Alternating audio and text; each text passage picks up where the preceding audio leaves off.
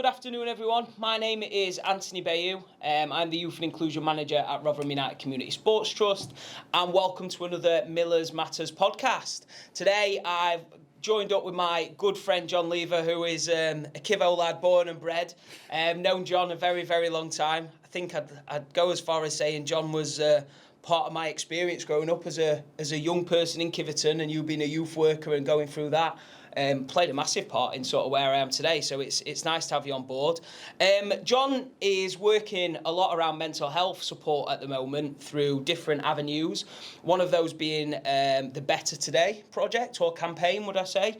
The Better Today campaign, as far as I'm aware, started off in sort of lockdown, and it's now up to sort of 14,000 followers on TikTok and really making waves in the mental health community and with all the support you're offering. So with that in mind, I know you obviously know a lot more about it than I do, so I'll hand over to yourself. Just sort of tell us a little bit about yourself, really, John, to start. Cheers for having me down anyway, mate. Right, nice setting as well, yeah. For a Wednesday fan, you know, it's a bit... well, we're not good there, we're not here to talk about football. Got a few players of ours this year. Yeah, but we are a league below, so I don't want to talk about it. So, like I said, youth work of 20 plus years in Kiverton and around Rotherham, to be honest. Developed various youth initiatives, including Jade, and basically my journey really has been more about supporting young people and giving them opportunities and finding a different way to work with young people than the traditional youth club type environment. So I've done the youth club, played pool, played games and all that, and making art and craft stuff. But Jade were more about really finding a more modern approach to supporting kids, so opening drop-in centres with like Xboxes and DJ equipment, teaching kids how to DJ, putting on dance events and giving young people opportunity to perform at these dance events as well. So that was kind of my background really. And then a few years ago, kind of wanted to move on to more towards working with adults really, and took a journey of sobriety in 2019, I think. And during lockdown, my friend were like, let's put some videos on TikTok and just to talk about how you'd got into sobriety and how you felt, the good parts, the bad parts, because it's not all. People think it's like you get sober, everything's amazing. It's not. It's still, you still got life's still not perfect. So we started popping these videos on, thinking we might get a few hits on it. Did a few, just sat in my car, and I sent them to my friend, and he's like, right, I'll upload them. I'll type in all hashtags, put some music over them and stuff like that. And I was sending them and saying, they're not very good, these, and there's no point in uploading them. And there were one in particular we put on about cocaine. And I'm like, sending him, I'm like, this is the worst one I've done. Like, there's no point even putting it on. He's like, I think it's good. So he put it on, and I went out that day and came back later, and he's like, mate, check your phone. And literally, it just blew up. And the video's basically, I'm not acting like a wise owl or anything, but it's basically saying, this is like what I've done, what I've been through. And I know there's a lot of people in the same loop, especially young men, and people see it and see how I'm describing it, and I think it resonates with a lot of people. So we've put them out there, and then it just, like, I'd never used TikTok until we set this channel up as well. So like, I've been a Facebook addict for all that time. And then showing your age now, mate. Yeah. And then TikTok, I was like, it was scary that how interactive it was, but what I found is TikTok generally where everyone were really supportive and constructive, and whereas Facebook, when I've posted similar stuff, you get your people obviously banter from their friends and stuff like that, which I expect, but people generally mickey taking and a bit more critical, whereas TikTok, people generally used to be like, this is amazing, it's so good that you're putting it out there, or I'm going through this myself. So, and that's it. Literally, the concept, like I said to you before, is we're trying to reach people that are struggling, that might not feel comfortable enough to go to the doctors, or they might not feel like they can ring Samaritans or any of the services. So by seeing our videos, they might drop a comment, or they might send us a message. Some people have not said anything for 6 months, and then they've messaged and said, I've been watching your channel, and I've finally built up the confidence to reach out for support. And that's basically the concept of Better Today. It's absolutely amazing. And I think when you talk about TikTok, because it was obviously born in this year or two of people struggling at home, not knowing what to do with themselves because they were literally sat in the same place every second of every day, not being able to go out and do the things they want to do. I feel like TikTok became that support network, whether that was reaching out to people like yourselves or just watching someone set a dance challenge. But ultimately that dance challenge got people up, people active, right frame of mind, keeping positive. And I think it's funny that you say that, actually, because people nowadays just think as TikTok as this place you go for a bit of a laugh, a bit of a joke, videos are all on there. So basically what YouTube used to be. But actually it is really that support network that people can go on for whatever information they want. Yeah, and I didn't realise about the algorithm monster that TikTok was, but basically this is why I'm a friend. So my friend doesn't have anything other to do with the channel than he uploads all the content. And you might say, well, why don't you just do that? But he's up on the algorithms, he's up on the hashtags. So basically what happened is we'd put our content out and the people that were either talking about so if someone were talking about anxiety or thinking about it or searching on their phones about anxiety, we use anxiety hashtag and literally my face will pop up on their TikTok. And if you think about that as a concept, so say if there was a place to go in Rotherham for someone to go to talk about anxiety, someone's got to first get themselves out of the bedroom because they're suffering, get out of bed, get out of the bedroom, get out of the house. They might have to jump on a bus into Rotherham and then go to a centre and knock on a door and speak to a receptionist. So for someone who's suffering with anxiety, there's all this, this TikTok thing, we're basically saying, here's someone talking to you about anxiety. And one thing we realised very quickly is whatever's happening with anyone, one thing we've all got in common is we're all flicking on our phone. TikTok is flick, flick, flick. It's whether you're happy, sad, on top of world, rock bottom. So someone who's like suffering really bad, the one thing that they're definitely going to be doing, no matter how much they're suffering, is on the phone. So we're like, hang on a minute, we're onto something here, because if we can get a message to them on their phone, it might start the building. They're not going to jump out of bed and shoot straight off and get some support. But like I said, it might be a few months down the line, and they're like, do you know what? Today's the day where I'm going to... Whereas if TikTok's, there's some good stuff on it, and there's a lot of... You could spend a full day looking on stuff that's... I do some days. Yeah. But, do, that's it knows what you want to see, so it'll give you everything that you want to see, so you spend more time on it. So if we can get some stuff in there that's going to help you amongst all the funny things and the dancing things and the singing things and all that, so that's basically where we're at with the TikTok thing. I think that's really, really good as well to know that you've honed into that, and I think you touched on it a little bit there where you were saying it's like it's putting that face to a name, isn't it, as well? Like, if you're sat at home, like you're struggling with mental health, or even if you're just ill or you need a dentist or anything like that, and you're ringing people up, you're not physically looking at anyone. I mean, I know it's not the same, but I've been trying to find a dentist for like the past 3 months, and I'm ringing up everyone left, right and centre, and I'm calling this and emailing this person. And what I needed was someone that I could look at and have this conversation. Just go, this is what I need, can you help me out? And that gets done within 5-10 minutes. And that's what you're providing, isn't it? It's not a person behind a phone that's living in London that has no relation to where we are or what we're doing. It's there, it's here, and it's right now if you need it. Essentially, it's like a triage in an hospital where... So I have supported people more in depth in the past, but at the minute, the support really is more about people accessing us, this initial assessment, seeing where they're at and what they need, and then helping them get to where they need to be, or giving them the encouragement to be confident enough to go out and... Because like I said, not everyone's like, I've got depression, I need help, where can I go? Some people are like, I do not know what to do today. So by seeing these videos that are relatable through TikTok or whatever, we're slowly, building a bit of a connection between us and the services. So whether it's mental health, whether it's drug services, addictions, like we're doing a lot on gambling addiction and stuff like that at the minute, anything like that really. So that's the concept. Yeah.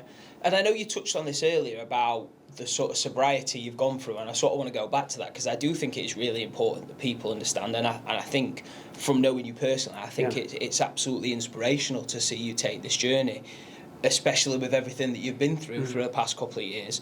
So sort of talking about that sobriety and talking about Better Today, sort of what inspired you to take that step into supporting other people and putting it out there? Well, I get asked this quite a lot. I do like live videos 3 or 4 times a week on TikTok, and it's not just for young people. Anyone who's struggling. So I know a lot of mental health services like support men in particular.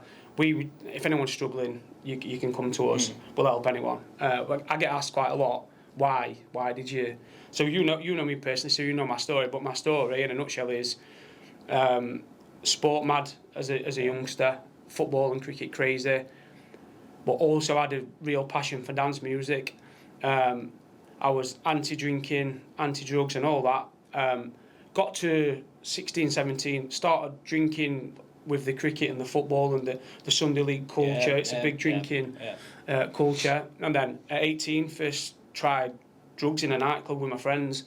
From there, stopped playing football, stopped playing cricket, stopped all sport, all physical activity at 18. For the next 4 years, I was out in nightclubs every weekend, either DJing myself or just out partying, and literally just in one big blur, 4 years just went. After that, kind of went, didn't go sober, but kind of slowed down, met a girl, stopped with the drugs and all that, and I had 2 or 3 years of like giving my body a bit of a rest, but still drinking quite a bit. And then decided to start playing the sport and stuff like that again at 26, so it's like a massive gap really. And I was massively overweight, felt rubbish and all that. Kind of got myself sorted out, but never stopped drinking. So like, I feel better from stopping taking the drugs, but I still feel generally not great, and motivation's down and all that.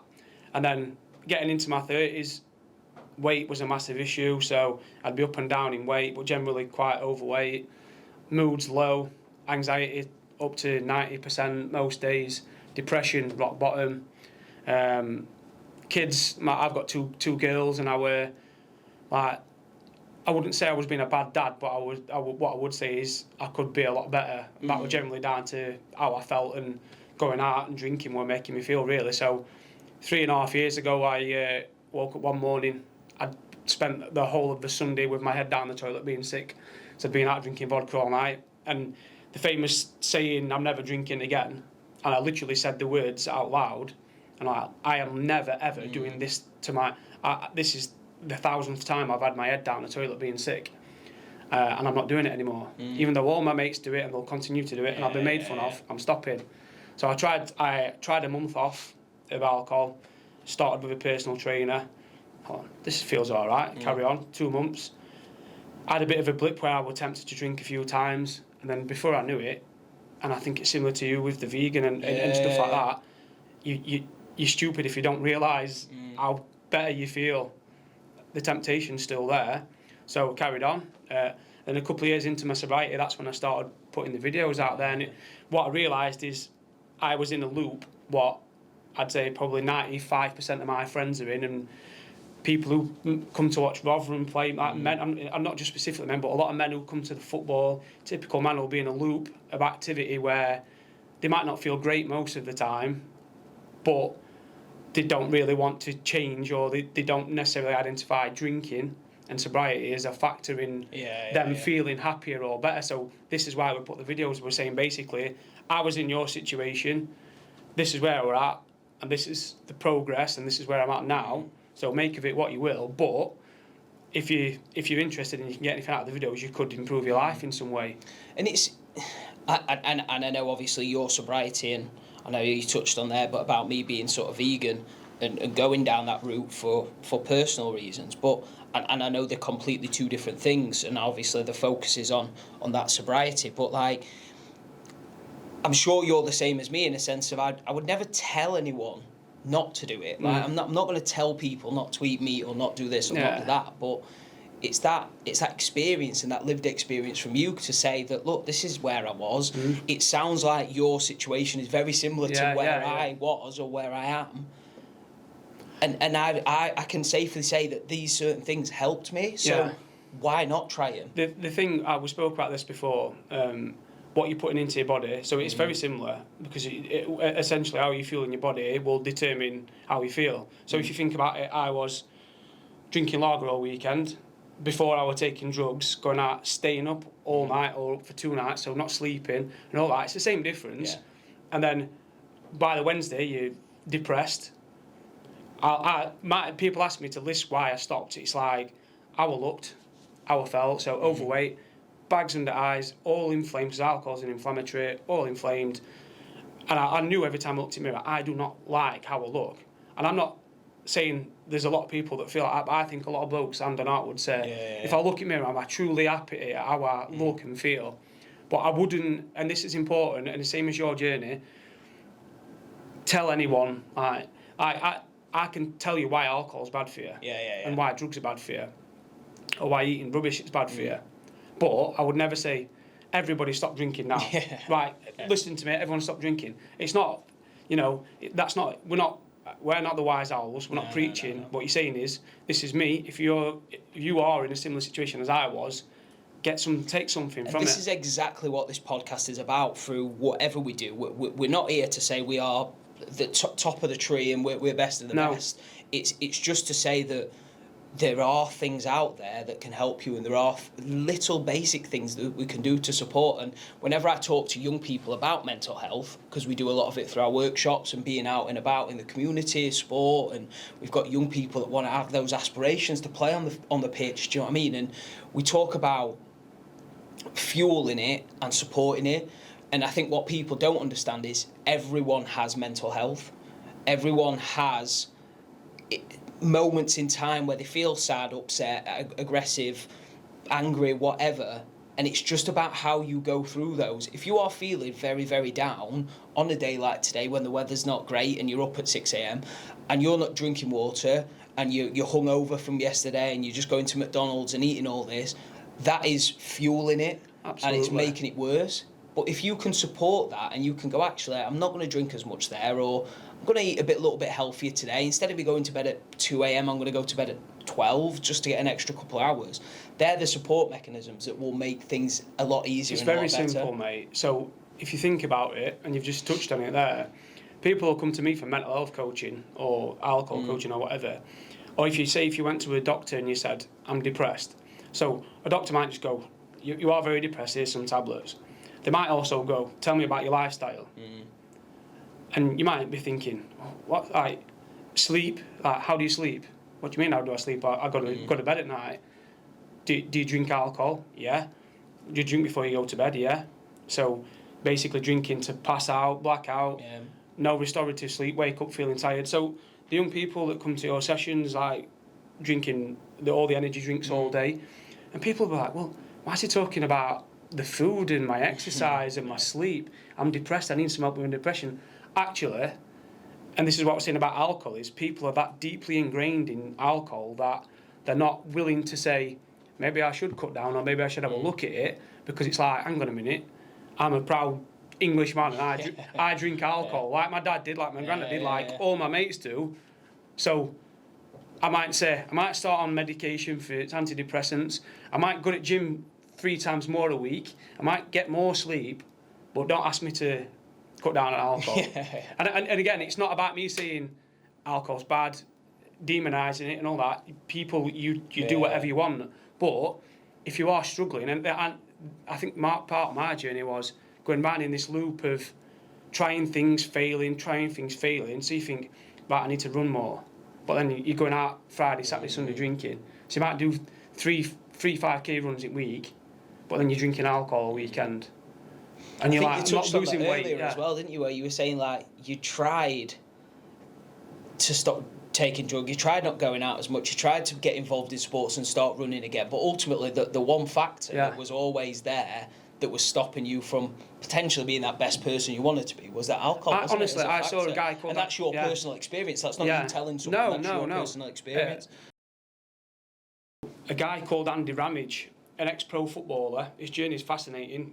He was a pro footballer, and his ambition was to score a professional goal. Scored a professional goal, and then got an injury, and had to retire at an early age.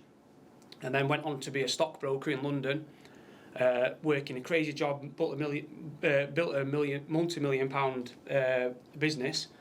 But he was redlining all day, so up at crack of dawn, working all day, into night, full steam ahead, and then straight to the pub after, entertaining clients 5, 6, even 7 days a week. So literally, by the time he gets home, bite to eat, passes out, wake up, go again the next day. And he realised after quite a bit of time that this lifestyle weren't sustainable. So he decided basically to take a break from alcohol, and during this process he ended up developing an alcohol-free support service and a self-development support service, but then ended up quitting his London job and going on this self-development journey. So he's now fully plant-based diet, alcohol-free, working with Premiership footballers on self-development. So really, like, he's gone on. But I saw his video one day, and one of his videos were very relatable, but that clicked with the alcohol thing. And I'm like, it were like, how many times have you tried and failed something? And you feel like you're going insane because you're trying up the exercise, trying to sort your diet out. You might do 2 or 3 weeks, maybe a month, and then back to square one. What? And he's like, have a break from alcohol, see how we get on. You might find it changes nothing and you can carry on drinking. I'm pretty certain you'll find that when you have 3 months, they reckon like 3 months after that, you start to realise just what a weight. And I really do think, and I think my message to young people as well is, and I'm going to be going into schools soon to talk about, and obviously it'd be good to jump in with you guys as well. My message to young people is, alcohol's been a part of British culture, as it is other cultures, since day dot. And I think this perception of, you get to 16, 17, 18, especially for young men, and even young women or whoever, there's this expectancy to, you drink, you go out. So we all went to town, and there's nothing wrong. I'm not demonising drinking. I'm not demonising going out and having fun. Going out and having fun when you're younger is massively important. But I think that if you choose not to, there's nothing wrong with not going down that path. And I think people, I'd like to think young people are a bit more wise now, and it's not like we have to drink just because everyone else did and everyone does. And if you do get into that, I think finding a time when you're like, do you know what, I've had 4 or 5 years of going out and it's been amazing, but maybe it's time just to cut down a little bit or have a break. Or even if you do drink, having breaks every now and again just to give your body a break from it, and really just trying to break this loop. Because I see people now, I was 39 last week, people my age who I went to school with, who've never had a break from alcohol. And some people, it's not really made much difference. They're successful, they've got a good job, nice house, nice car, family, etc. But then some people who went the other way, and this is the other message for young people, is I think alcohol will determine, so you can't, not everyone can control which way you go with it. That was going to be my question to you, really, and I like to be a bit of a devil's advocate in these situations. But like you were talking there about people you know that have sort of grown up and are now successful, living in the houses with children, all that kind of stuff, and I had those same individuals. But it's sort of how you measure that success personally, isn't it, as well? And I mean, you look at that success and think, am I in a position now where I wanted to be when I left school? Or did I have aspirations to do something bigger and better? And were there certain parts of my life that hindered me from doing that? And I think that's what you have to talk about. I mean, we are a football club and we talk a lot about how we can relate stuff back to football, and the young people that living around this area that want to play on the pitch. Once again, I've said that before. But I mean, you look at someone like Cristiano Ronaldo, and I know obviously we're not talking about his interview and all that kind of stuff at the moment, but his career is all down to the fact of his sacrifices that he's put in place to get to that position. Ronaldo doesn't go home after a match and drinks a full bottle of wine and has a McDonald's and doesn't have any sleep. Like, the reason he's at that stage, and even now at this stage of his career where he's 37, 38, 39, whatever he is, playing in a World Cup with the opportunities to still play with the physical stature he is down to that sacrifice. I will say, and I'm happy to say this on camera, that if you're a young person that's either, I always had a feeling that I was destined to do something pretty important or pretty special. Still there now. If you're excited by something, or you've got dreams of something, or you feel like you're going to be something, if you introduce alcohol to your life en masse every weekend, there's a very good chance that where you thought you were going to be or where you want to be, you're not going to get there, because you're going to get stuck in this loop of, you might get a little bit there and then one step forward, 5 steps back. And that's that. From my personal experience, I'm happy to put it online and say that. So if you're listening, you might be 13, 14, 15, your mates might be drinking on streets, or you might be going to parties where it's been introduced.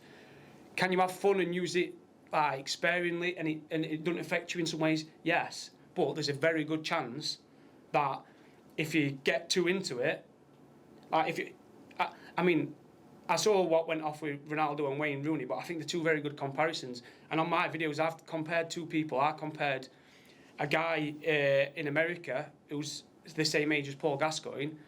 Paul Gascoigne, basically, I think he was 56. And obviously, we all know about Paul Gascoigne's path, but what's pretty clear is that he was someone who was amazingly talented, who also had a really bad addiction and a lot of mental health issues. I saw him playing a testimonial football match last year, and he could barely put one foot in front of each other. This other guy in America called Cameron Haynes, who I told you about, is a professional bow hunter. He runs a marathon or a half marathon every day. And literally, he'll do massive weight routines every day, and he looks amazing and he's fit as a fiddle. He's the same age as Paul Gascoigne. One went one way, one went the other way. The age is the same.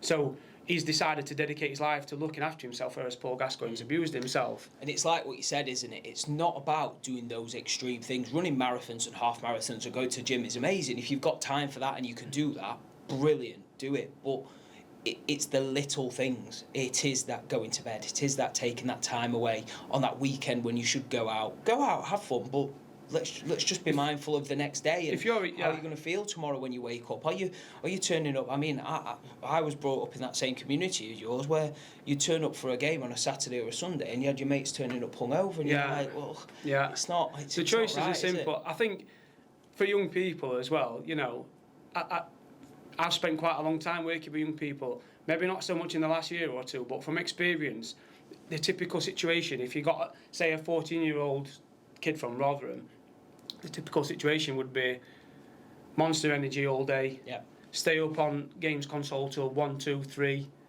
and then be dragged out of bed at whatever time to come to a school or to a service like yours or what I worked at, and they're basically shattered all day, and then they'll drink energy drinks. So basically, we'd look at it, and in this situation, there might be some issues underneath the bonnet that need looking at, but generally, like I said, it's as simple as, do you drink any water? No. What time do you go to sleep? What food are you eating? And if you are eating, is it ram a McDonald's in at dinner time just to eat it? Or is it actually, you know about this, and like, I don't think, and also I think the phone and the social media thing and all that, basically, it's your brain's fully consumed 24/7, and even when you're going to sleep, your brain's still fizzing and there's still activity because you're full of energy drinks and you're full of screen time and all that. So really, I think a lot of the issues that young people are going through, whether it's mental health or addiction, actually, it stems a lot from the very basic lifestyle choices. And a lot of kids, and I mean a lot of parents as well, some of the parents of the kids now are sort of from the back end, the newer generation that kind of did the same thing themselves.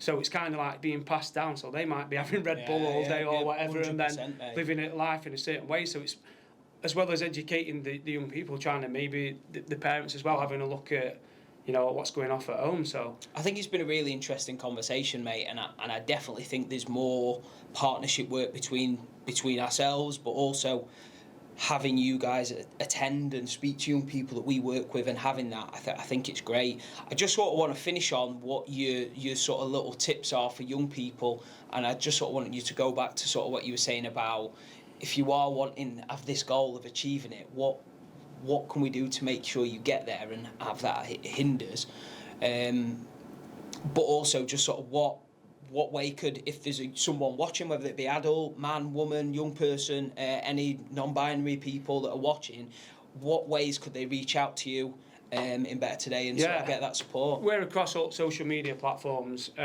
TikTok's probably the busiest place, the most active place. Feel free to drop us an inbox on there and anything we can help with. And again, that goes to anyone. It's not strictly men, it's not strictly adults, anyone, young people or whatever.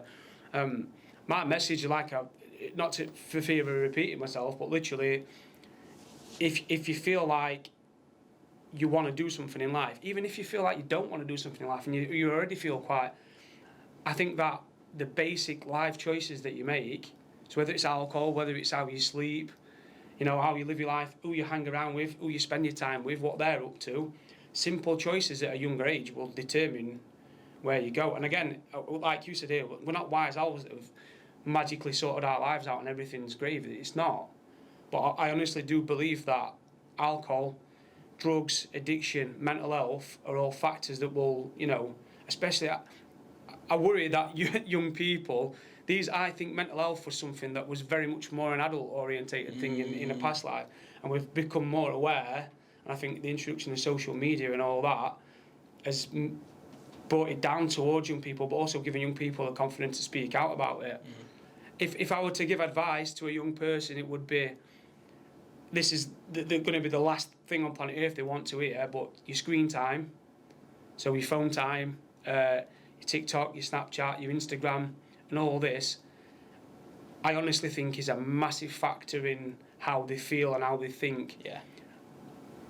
I'm not going to come in and say, you lot need to put your phones down, because I know that's not going to happen. But if you're struggling in any way, that's one of the first things you need to address. And then from there, really, looking at how you eat, looking at how you sleep, but also, if you're struggling, another massive message is to speak to someone. Yeah. So whether that's us, whether it's these guys here, whether it's school, whether it's a parent, a friend. I've lost too many friends that have been on their own and not wanted to speak out, or felt like, especially young men, have a pride thing. Like we spoke about that earlier, like people feel like they don't want to either embarrass themselves or they don't want people to see what's really happening. If you're struggling in any way, massive message, talk, speak to someone, teacher, mum, dad, friend, anyone. It's massive. Really appreciate that, John, and I appreciate obviously you being quite open and talking about your own personal experience, because I know that's your passion, and it's really shown in this conversation, so thank you for that. Just for anyone that is interested, guys, like I said, like John said, you can reach out to Better Today, which is all over social media. We'll put some links to that in the description or on the bottom of the screen, so you can reach out to that. Rotherham United provide loads of many free opportunities for young people and adults to get involved in physical activity, open access sessions. So if you are interested in sort of taking that next step into doing something a little bit more, you can contact us on 01709 827 767, or you can email us at inclusion@rotherhamunited.net. But until the next Millers Matters podcast, thank you very much, John. Cheers, appreciate brother. it. All the best. Thank you. Hope to have you back soon.